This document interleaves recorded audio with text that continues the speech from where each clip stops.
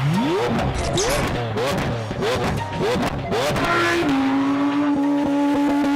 right drag racing? No. Check your job. Berg is the name. Been ballin' did the chain. Torn for the watch. Prezi plain Jane. Ride with the mob. Voila. Check with me. And do your job. Berg is the name. Ballin' did the chain. Torn for the watch. Prezi plain Jane.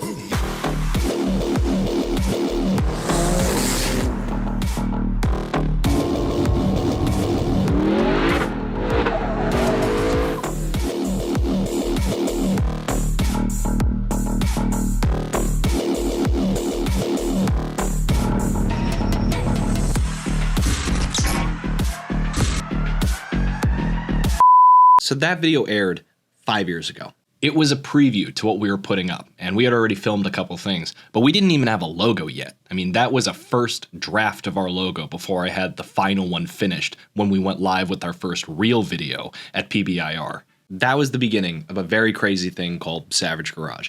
Most of you watching probably know what that is if you've clicked on this video. And I wanted to talk about the fact that it's been 5 years since it started. I mean, it was about, I'd say now it's 2 years since it all, came crashing down, but, 5 years since the original inception. And I wanted to talk about that for a moment because of how much has changed in the automotive YouTube landscape. And it's kind of interesting looking back now at the channel, its success and everything. And I know before you even start writing the comment, because I know many of you are like, Jimbo, just move on from Savage Garage already. Like, it's over, it's done, do new things, whatever. And I get that. That's understandable. And I have moved on to other things. In fact, I just launched my, I'd say, first real company, Trained by Jimbo. And it's a one-on-one online fitness coaching service where I can help you get in the best shape of your life within 180 days or less without making insane changes to your lifestyle. I help people jump past like that first 6 to 8 months of figuring things out when it comes to fitness. All little things that take months and months to figure out, if not even a year to really get a handle on, I simplify that into about 2 weeks. And then I help them transform into whatever they want within 90 to 180 days. Whether you want to go up in weight, down in weight, build muscle, burn fat, or a little bit of all of it. I help people achieve that goal. For me, the most valuable asset is time. Like, it doesn't matter how much money you have, you can't buy more of it. And, when I was first starting to work out again, if there was somebody that just handed me like a playbook or a cheat code list of like every single thing I could possibly need, like what were the best workouts for me? What supplements should I be taking on a day-to-day basis? What pre-workout should I take? What food should I be eating? How much of it? When to change my intake? When to lower my intake? If somebody just gave that all to me and then held me accountable and helped me make adjustments as time went on, I mean, that's something that I would have been like, shut up, just take my credit card already. Like, let's go. Because that to me is so valuable, being able to jump over that initial learning curve where most people end up, bailing out or failing and they don't end up getting the results they want. So instead of spending months trying to figure it out for yourself, I can help you get started immediately. And that's what Trained by Jimbo, like that's the whole idea behind it. I make it as simple as possible to stick to a plan, be consistent, and see results. Very simple. So if you're interested at all, you can book a call with me. The link is in the description down below. I've also got another link down there, but it's a video of me walking through the entire process I use for clients. It's a 35-minute video that goes through everything. It's on my fitness channel. I'm going to post a bit more there now moving forward, but definitely check it out if you're interested. You want to hear more about how we would work together. But that's my company, Trained by Jimbo. Just launched it. I would love to have you as a client. Now that my own personal ad read is over, let's talk about Savage Garage. 5 years ago, that started. Just to give you an idea of where I was personally when this all started, I was applying for classes at my community college when I met Randy. I had just come back from working for Rob Ferretti, editing his YouTube videos, and I had gotten tired out and just kind of burnt out from the whole YouTube thing. And I was just looking for something new. I think I was enrolling in like classes in marketing or something, but I was getting ready to, try something new because the whole filming YouTube thing, like it didn't seem like there was going to be a future there that I was happy with. And, I, of course, met Randy, things changed. But I got to tell you, I mean, that channel, it was never supposed to last as long as it did. When I initially met Randy and he told me what he wanted to do for a YouTube channel, It was clear to me that like this was kind of like a rich guy that wanted to show off and, you know, make some cool videos. And I had a feeling that after the videos came out and they only got 12 views, there was a good chance that this was all going to be over with. But by some miracle, people cared. You guys cared. And the thing is, we got so lucky the first year of us doing that channel. I almost said few years, but I was thinking few months. But we got so lucky when we first started doing that. I mean, the cop moment after cop moment, rally moment after rally moment, we collaborated with a whole bunch of big names. I mean, it was like I remember saying it back then over and over again, like you couldn't write stuff better than this. I mean, everything happened. It was so lucky, every single thing that happened. And they all happened in succession too. Like, it was very lucky that we were able to, put the videos in the order that we did and they all took off. But I mean, we got to 100,000 subscribers in the first 100 days. We got to 500,000 subscribers, I think, right before the end of year 2. I mean, it was just wild. The landscape, too, for automotive YouTube has wildly changed since then as well. I mean, 2019, the only people that were doing anything even like kind of close to what we were doing was DDE. And that was our biggest inspiration. I mean, Damon from DDE was the one who made Randy want to do YouTube. The whole aura of it all, the being famous part was another part of it, but the whole entire, he loved the whole thing and he wanted to do something like that. So of course Savage Garage was born. The sheer scale of what people are doing on the platform now is so far beyond what we originally did. I mean, all we really did when you boil it down to something was we had a bunch of viral cop moments. Randy bought a bunch of cars and we went on rallies. Like that was kind of the extent of it.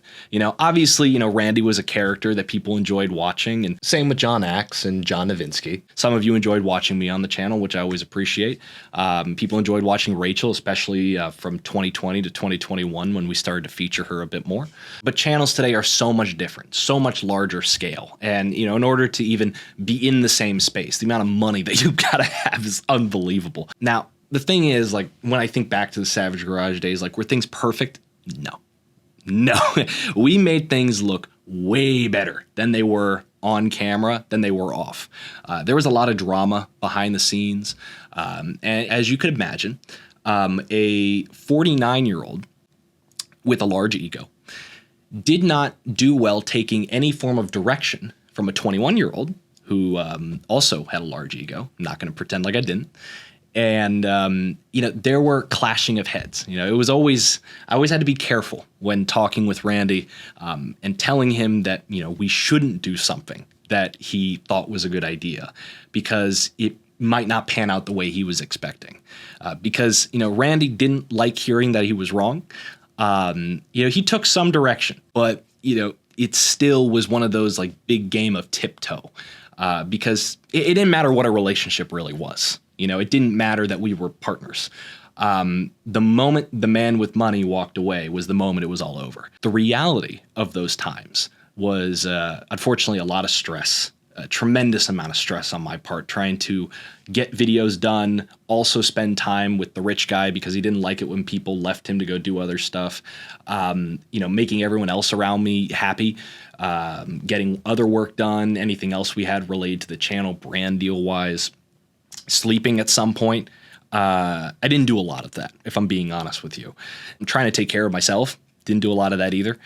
But it was a lot more stress than I kind of ever want to endure again in a short period of time. Every day was a 10-hour day or a 12-hour day because in order to keep the infrastructure we had going the way that we did, it required me to constantly be thinking about it. So, for someone who's young, it's like, come on, go ahead, fucking work, kid. Like, you're young, go do it. But after you do that for a little while, it gets really exhausting very quickly. And it was not the best situation. So, it is what it is. I mean, we had tons of fun. Like, I don't take any of it back. I've said this before. They were very good times, and I'm happy that we did Savage Garage. But the memory is the memory we created on video is definitely better than the reality. The reason I mention all this, the reason I talk about all this is because Savage Garage, for 21-year-old me, or even a younger version of myself, was a dream. A dream that coming into doing the channel, I'd kind of given up on. I was going to go back to college and, in theory, get a degree and take a different path in life. But it was a dream that somehow, by some miracle, ended up coming true. Playing around with supercars, having a big friends group, going on adventures, and making great money doing it, driving my dream car and all this stuff. I mean, it was truly a dream. And I knew it wasn't sustainable. I knew that this wasn't going to last forever. But it was quite an interesting time. And, nowadays, I'm 26 now. I was 21. Like, I just turned 21 when we started Savage Garage. Now that I'm 26, the dream, you could say, has changed a bit. Oddly enough, I noticed this specifically on Gold Rush when I did it in 22. I noticed I began to envy the other people on the rally that were just there because they wanted to have fun. They were just there to enjoy themselves. They had their business that they run or they were taking a break from, but when they went on the rally, they weren't thinking about content. They weren't thinking about, I hope something interesting happens so I get a good title and thumbnail. They weren't thinking about what they needed to edit when they got back to the hotel or what they needed to post. I looked at the other people on the rally and I'd say, God, like you've really got it figured out, man. You've got a business that you can take a break from or that you run, remotely, and you're going on this rally, you're having a good time, making a good living. I looked at that and I went, I want that. I want to be able to enjoy my time if I went on one of these rallies. I don't want to be constantly thinking about content. Like, I would love to go on another rally again. Hell, I'd even bring a videographer out to, document it for me so we can make some videos out of it. But I would do it for fun, not for a living, not have all these strings attached where I'm constantly thinking about how I can make this the very best video possible. I would love to just go on the rally, have some fun, and then have something I can look back on afterwards. That to me, at least right now in my life, is a lot more, appealing than what I had been doing the last, few years when I was doing Savage Garage. So either way, like, that's one of the other reasons that, getting into online fitness coaching, it's something I wanted to do, because for me, I see that as a way to really provide value to somebody and, really make a difference in someone's life. And that difference is something that will pay dividends for the rest of their life too, because now they have the understanding to stay in shape or get in better shape from there.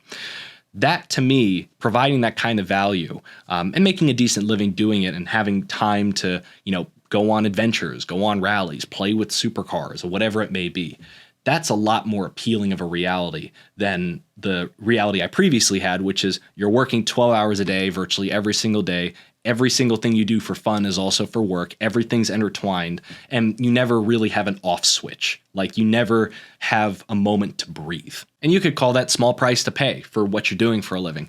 But it was so much stress and extra, just so much more taxing than I think anybody would want to work. If somebody saw how many hours I worked back then, they'd say, I don't want your job.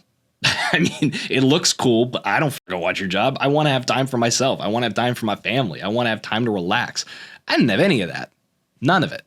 It looked good online, looked great on Instagram, but man, dude, I mean, I would have killed to be able to say, I'm going to take a day off. And I'd say over the last, I'd say 6 months or so, being in a position where I'm my own boss, I work my own hours like I've kind of been used to, make enough money to enjoy what I want to do, have time to spend time with family, friends, go on adventures, kind of work remote.